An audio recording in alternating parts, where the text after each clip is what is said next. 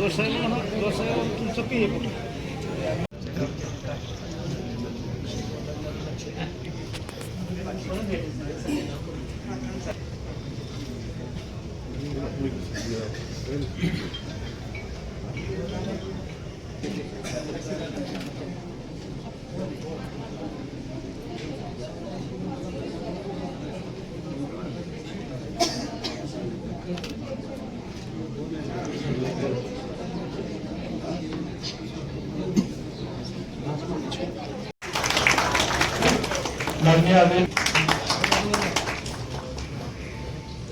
माननीय उत्तर परिषदेला यांनी मुख्यमंत्री पास करून सादर करावं जिल्हा सादर करावं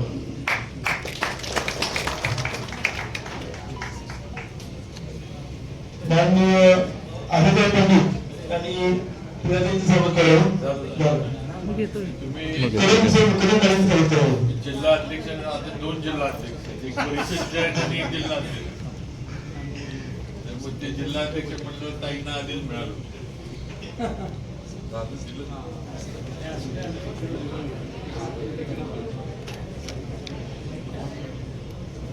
माझे आमदार डॉक्टर यांनी करावं करावं अशी विनंती करतो.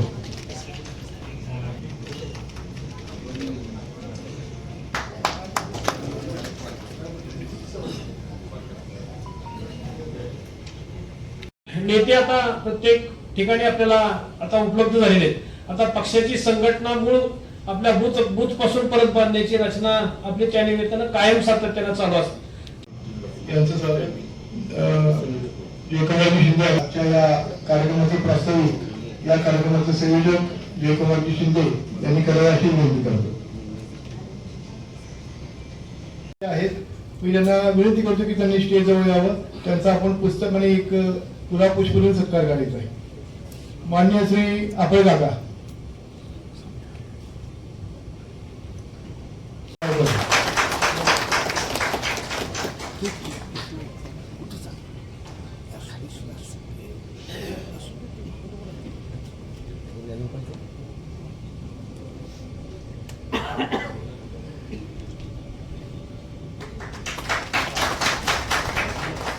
श्रीमती प्रभावती दरेकर काकू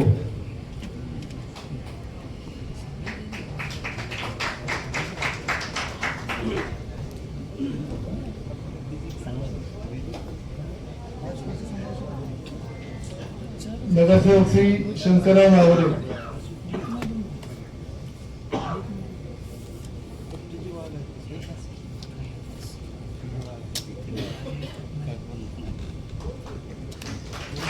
माननीय श्री किशोरजी गोडबोलेकर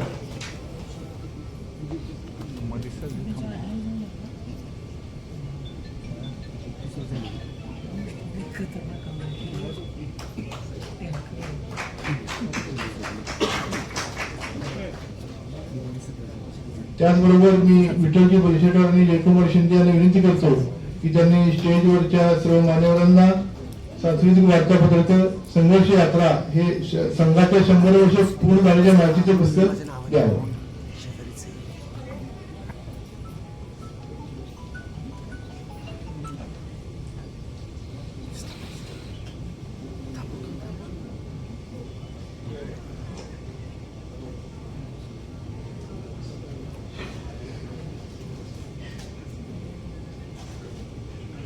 ठीक आहे.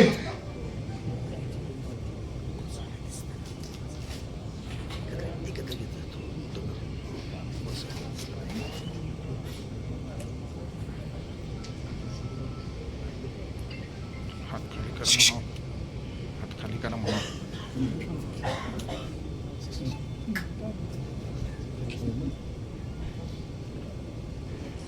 यानंतर या कार्यक्रमाचे प्रमुख वक्ते आपले सगळ्यांचे नेते माननीय नामदार शिवेंद्रसिंहराजे भोसले यांना विनंती करतो की त्यांनी आपलं मार्गदर्शन करावं.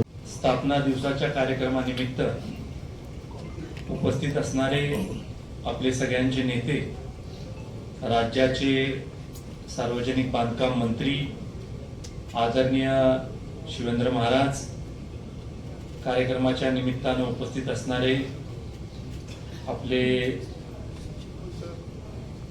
सहसंयोजक आणि महाराष्ट्र प्रदेशचे उपाध्यक्ष आदरणीय विक्रमजी पावसकर साहेब, नव्यानं सातारा जिल्हा परिषदेच्या अध्यक्षपदी विराजमान झालेल्या आपल्या नेत्या आदरणीय प्रियाताई, आपले दुसरे नेते सातारा जिल्हा परिषदेचे उपाध्यक्ष आदरणीय राजू भैया, कार्यक्रमाला उपस्थित माजी आमदार आदरणीय डॉक्टर दिलीपरावजी येळगावकर, आदरणीय तेजस्विनीताई, आदरणीय अमोलजी मोहिते साहेब, आदरणीय सुनील तात्या, अविनाशजी कदम, महेश दादा गाडे, मोठ्या संख्येनं उपस्थित असणारे सगळे भारतीय जनता पक्षाचे कार्यकर्ते, अनेक तालुक्यामधनं आलेले सभापती, नगरसेवक मंडळी, जिल्हा परिषदेचे सदस्य,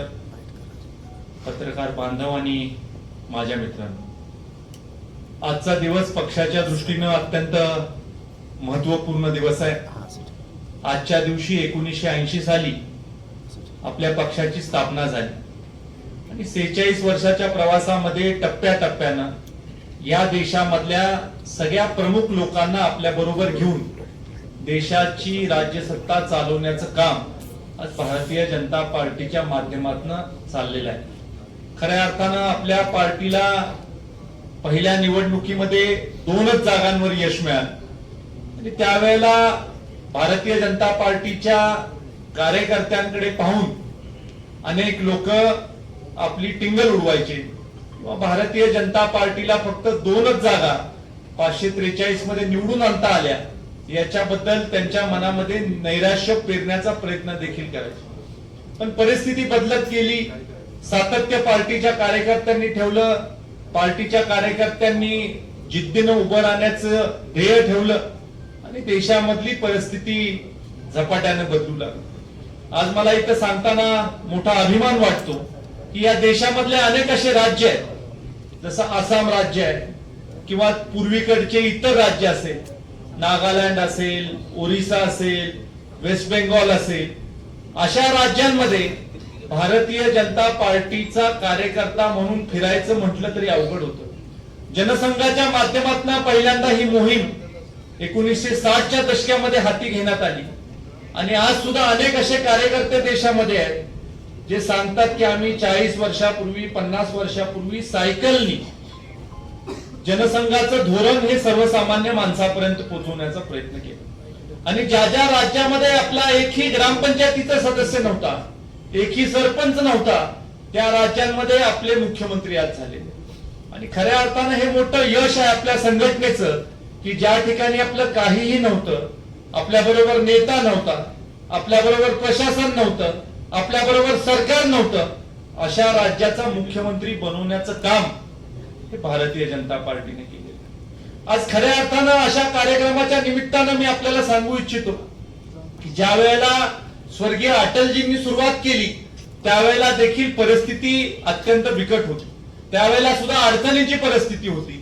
आदरणीय अटलजी ज्या वेळेला सत्तेमध्ये आले त्यावेळेला 1999 साली एनडीएचं सरकार पहिल्यांदा देशामध्ये सत्तेमध्ये आलं आणि सत्तेमध्ये आल्यानंतर 4.5 वर्षामध्ये चांगल्या पद्धतीचं कामकाज या देशामध्ये करण्याचा प्रयत्न हा आदरणीय अटल बिहारी वाजपेयी साहेबांच्या नेतृत्वाखाली झाला.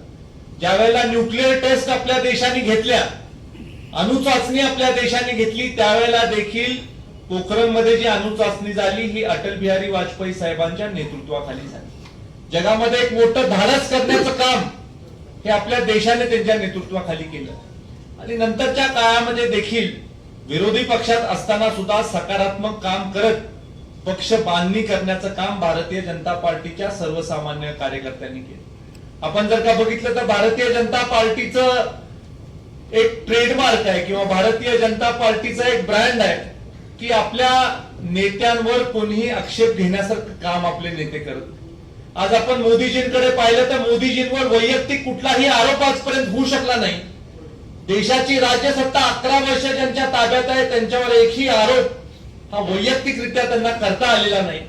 धोरणावर निश्चित त्यांनी टीका केली असेल किंवा सत्तेच्या विषयीच्या अनेक गोष्टींच्या बद्दल ते लोकसभेमध्ये किंवा समाजामध्ये बोलण्याचा त्यांनी प्रयत्न केला असेल, पण वैयक्तिक त्यांच्यावर कुठलीही टीका करण्याजोगी काम मोदीजींच्या माध्यमातून झालं नाही. आणि आज सुद्धा आपण जर का बघितलं तर मोदीजींच्या कुटुंबातले लोक हे कुठेही राजकारणामध्ये नाही, कुठेही राजकीय पदावर ते लोक नाही, कुठेही बोट ठेवण्यासारखं काम आज त्यांच्याकडून झाले. त्याच पद्धतीने आपल्या राज्याचे मुख्यमंत्री आदरणीय देवाभाऊंचं देखील आपण बघा, देवाभाऊंचा इंटरव्ह्यू 2019 साली घेतला होता आणि त्या 2019च्या इंटरव्ह्यू मधलं मी आपल्याला सांगतो की इंटरव्ह्यूच्या दरम्यान प्रेसच्या लोकांनी साहेबांना विचारलं, असं वाहनामध्ये प्रवास करत असताना इंटरव्ह्यू होता आणि त्याच्यामध्ये साहेबांना विचारलं की तुमची प्रॉपर्टी काय, तुम्ही मुख्यमंत्री झाल्यापासून 5 वर्षामध्ये वाढली का? त्यावेळेला त्यांनी सांगितलं की 5 वर्षामध्ये माझी प्रॉपर्टी थोडी कमी झाली, कारण काही ठिकाणच्या आम्ही जमिनी वगैरे विकल्या आणि माझी प्रॉपर्टी जी कागदावर आहे, जी ऍफिडेव्हिटला आपण फाईल करतो, ती प्रॉपर्टी माझी कमी झाली. आणि आपण बघा देवाभाऊंचा 5 वर्षाचा मुख्यमंत्री पदाचा कार्यकाल बघा, उपमुख्यमंत्री पदाचा 2.5 वर्षाचा कार्यकाल बघा, आत्ताचा त्यांचा मुख्यमंत्री पदाचा कार्यकाल बघा, एकही भ्रष्टाचाराचा आरोप व्यक्तिगतरित्या हा देवाभाऊंवर होऊ शकला नाही.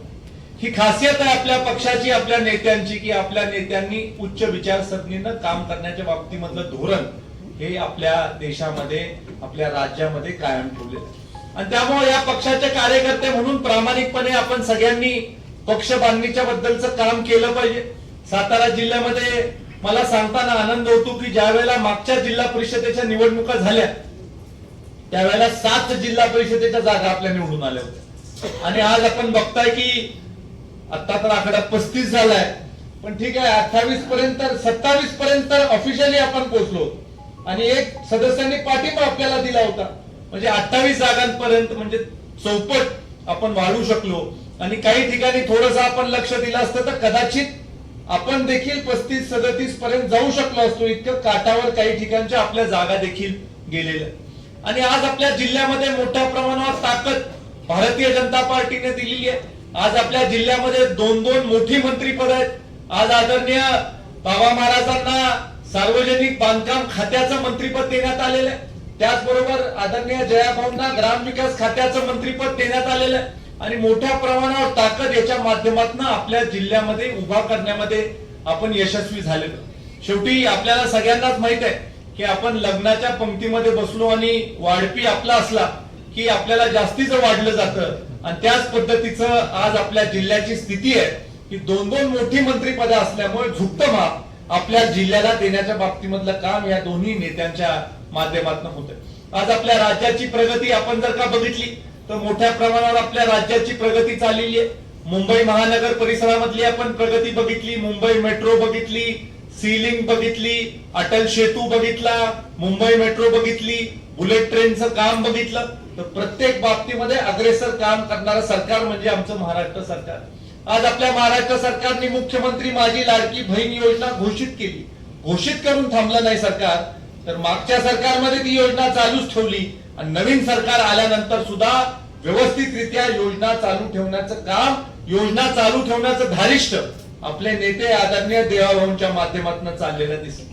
आज या मुख्यमंत्री माझी लाडकी बहीण योजना चालू ठेवण्यासाठी प्रचंड मोठा खर्च राज्य सरकारला करावा लागतो आणि तो खर्च करण्यासाठीची तरतूद करण्याचं धारिष्ट आपले मुख्यमंत्री आदरणीय देवाभाऊंनी दाखवलं. आणि सातत्यानं ते सांगतात, सभागृहामध्ये देखील त्यांनी सांगितलेलं आहे की मी मुख्यमंत्री आहे तोपर्यंत मुख्यमंत्री माझी लाडकी बहीण योजना ही मी चालूच ठेवणार. अशा पद्धतीचा आत्मविश्वास आज महाराष्ट्रातल्या जनतेला देणारा नेता म्हणजे आपले नेते आदरणीय देवाभाऊ आहे. आणि त्यामुळे आज राज्यामध्ये इतर विकास प्रकल्प आपण बघितले, आपण धरणाच्या कामाच्या बाबतीमधली प्रगती बघितली. आज जर का आपण इरिगेशनच्या बाबतीमधल्या कामाची प्रगती बघितली तर आपलं राज्य इतर राज्यांच्या तुलनेमध्ये खूप अग्रेसर आहे.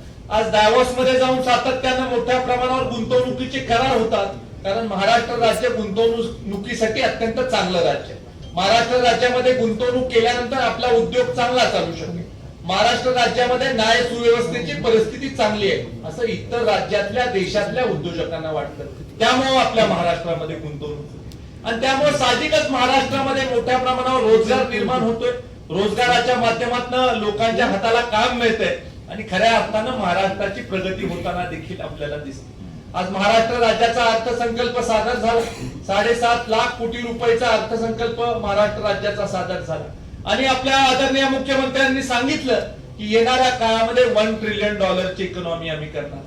अनेक देशांची अर्थव्यवस्था नाही तेवढी अर्थव्यवस्था एका आपल्या महाराष्ट्र राज्याची होणार आहे. हे देखील आपल्यासाठी असणारी एक मोठी उपलब्धी. आणि त्याचबरोबर आज आपलं भारतीय जनता पार्टीचे कार्यकर्ते म्हणून मोठ्या प्रमाणावर ग्रामीण स्तरावर आणि शहरामध्ये संघटनात्मक काम मोठ्या प्रमाणावर करत आहोत. आज पंडित दीनदयाल उपाध्याय प्रशिक्षण अभियान मोठ्या प्रमाणावर चालू आहे. 33च्या 33 मंडळामध्ये आता ते अभियान आपण पूर्ण करत आणलेलं आहे. आज देखील महाराजसाहेब आम्ही कराडमध्ये अभियानाची सुरुवात करून आलो. त्याचबरोबर आम्ही कराड उत्तर मध्ये देखील आता अभियान चालू आहे. कराडचे सगळे मंडळ उत्तर आणि दक्षिण मिळून आज अभियान चालू आहे आणि अनेक ठिकाणी आतापर्यंत अभियान पूर्ण झालेलं आहे. विशेषतः आमच्या पाटण तालुक्याने देखील चांगल्या पद्धतीनं अभियान पूर्ण केलेलं आहे. मग सगळ्याच तालुक्यांमध्ये आपण जर का आढावा घेतला तर जवळजवळ सगळ्या तालुक्यांमध्ये अभियान यशस्वी घेण्यामध्ये आज भारतीय जनता पार्टीचे कार्यकर्ते अग्रेसर आणि हे अभियान हे एक दिवस राहून आपल्याला तिथं प्रशिक्षण घ्यायचं आहे. चांगल्या पद्धतीनं वक्ते प्रत्येक ठिकाणी गेलेले आहेत. आपल्याला सांगताना आनंद होतो की 55 वक्ते हे विविध ठिकाणी जाऊन व्यवस्थित मार्गदर्शन करतात आहे आणि विविध सत्रामध्ये हे अभियान चालू आहे. त्याच्यामधून देखील आपला कार्यकर्ता प्रशिक्षित होण्याच्या बाबतीमध्ये मदत होते. येणाऱ्या काळामध्ये आपल्याला जो कार्यक्रम महाराष्ट्र प्रदेश मधून येतो तो व्यवस्थित राबवण्यामध्ये तर आपण सगळ्यांनी हातभार लावायचाच आहे. पण त्याचबरोबर आपल्याला जे कार्यक्रम प्रदेश मधून येतात ते कार्यक्रम आपण फक्त कागदोपत्री न राबवता खरोखर त्या कार्यक्रमाचा उपयोग पक्ष वाढीसाठी होईल याच्यासाठीचं काम हे भविष्य काळामध्ये करण्यासाठी आपण प्रयत्नशील राहिलं पाहिजे. मागच्या कालावधीमध्ये आपले सगळे बूथ अध्यक्ष आपले नेमून झाले, बूथ समित्या आपल्या करून झाल्या, जिल्ह्याची कार्यकारिणी देखील आता आपली झालेली आहे. काही ठिकाणी नेते मंडळींनी थोडी शिफारस केल्यानंतर आपण थोडी सप्लिमेंटरी देखील कार्यकारिणी करणार आहोत आणि त्याचबरोबर मोर्चांची नियुक्ती जी आहे मग महिला मोर्चा असेल, युवा मोर्चा असेल, अल्पसंख्याक विभाग असेल, ह्या सगळ्या बाबतीमध्ये देखील आपल्याला नियुक्त्या येणाऱ्या काळामध्ये करायच्या. आज आपल्या कार्यकारिणी पूर्ण झाल्या त्याच्यामध्ये एखाद्याला संधी मिळाली नसेल तर मग विविध मोर्चांमध्ये आपल्याला संधी मिळू शकेल आणि त्यामुळं तिथं देखील आपण तुम्हाला संधी देऊ शकतो.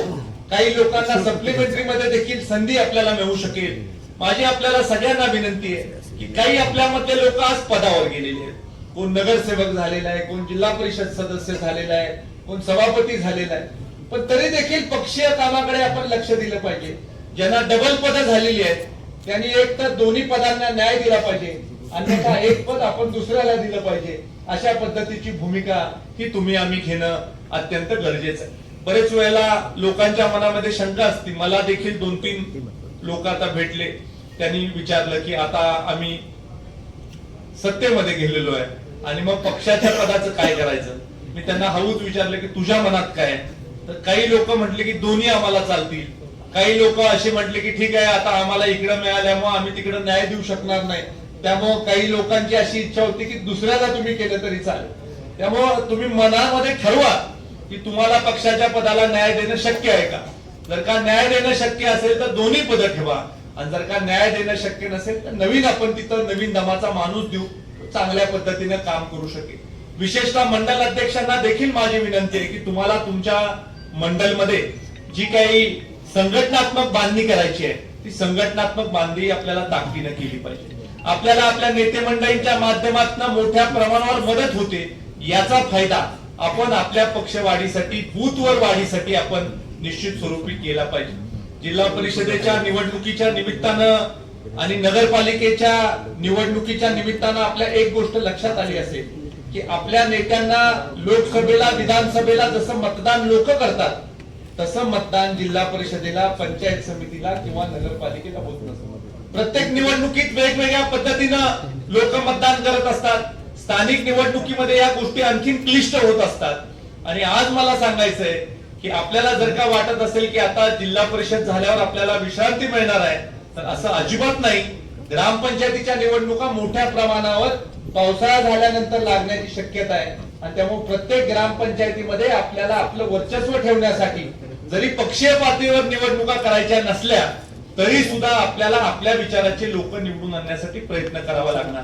आपल्या गावातली सोसायटी असेल, ग्रामपंचायत असेल, इथं आपली भारतीय जनता पार्टीची सत्ता राहिल्यानंतरच आपला जिल्हा परिषदेचा सदस्य होईल, नगराध्यक्ष होईल, आमदार होईल, खासदार होईल. आणि त्यामुळे खाली संघटनात्मक बांधणीमध्ये किंवा संघटनात्मक पद्धतीनं आपल्याला निवडणुकीला सामोरे जात असताना कमी पडता कामा नये याची देखील काळजी तुम्ही निश्चित स्वरूपी घेतली पाहिजे.